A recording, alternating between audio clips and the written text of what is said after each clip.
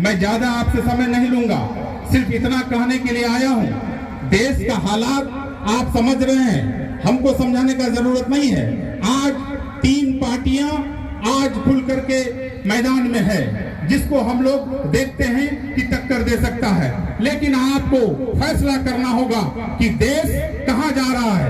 आपको देश बचाना है, ये नहीं कि किशनगंज को देख करके आपको वोट देना है। फलना कैंडिडेट अच्छा है तो फलना कैंडिडेट अच्छा है, वो चीज नहीं देखना है। आपको देश का सम्मान, देश का संविधान, देश का नक्शा बचाना है।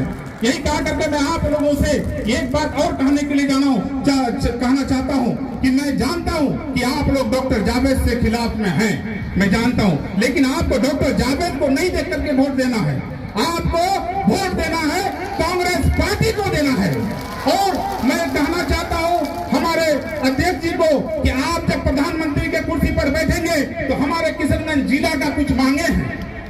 2010 में जब यहाँ ये एएनयू का शाखा खोला गया था तो यहाँ मनमोहन सिंह का सरकार में मैडम सोनिया गांधी आकर के यहाँ उद्घाटन किया था और आज तक पैसा नहीं देने का काम किया है।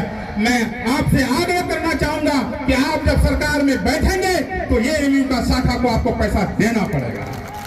और हमारे लोकसभा में कम से कम 15 लाख सुरजापुरी बिरादरी, हिंदू मुस्लिम सिख ईसाई सब कोई सुरजापुरी जिसको बोलते हैं, उसमें आज तक हमारा एनेक्सर 1 में नहीं आ सका है। हम लोग शर्मिंदा हैं। मैं आपसे कहना चाहूंगा आप जब प्रधानमंत्री के कुर्सी पर बैठेंगे तो हम लोगों का एनेक्सर 1 में भी नाम आना चाहिए। मैं आपसे आपके मुंह से सुनना चाहता हूं। और तीसरी बात जो सबसे अहम है, हमारे हर घर से एक व्यक्ति बाहर में खटने के लिए गया है।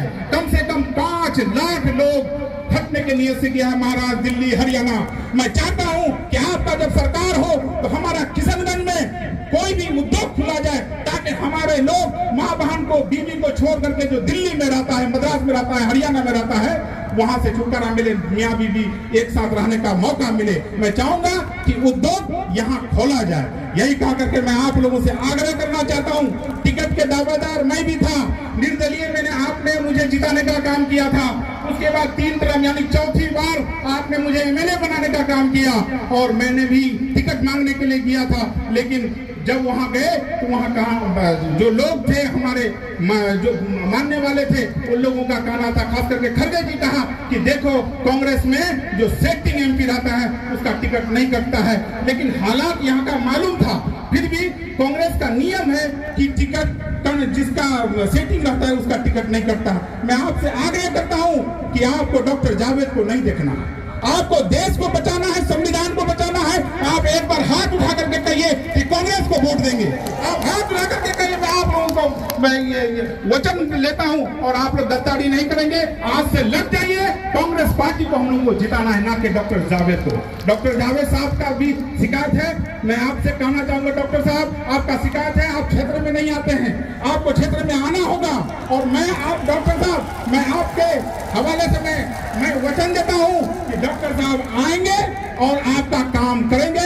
इसीलिए आपको वोट इधर उधर नहीं जाना है। इधर उधर जाएंगे तो बीजेपी जीत जाएंगे, और बीजेपी जब जीत जाएंगे एनआरसी लग जाएगा, सीसीए लग गया है, एनपीआर लग जाएगा, फिर हम लोग कोई खाद के नहीं देंगे।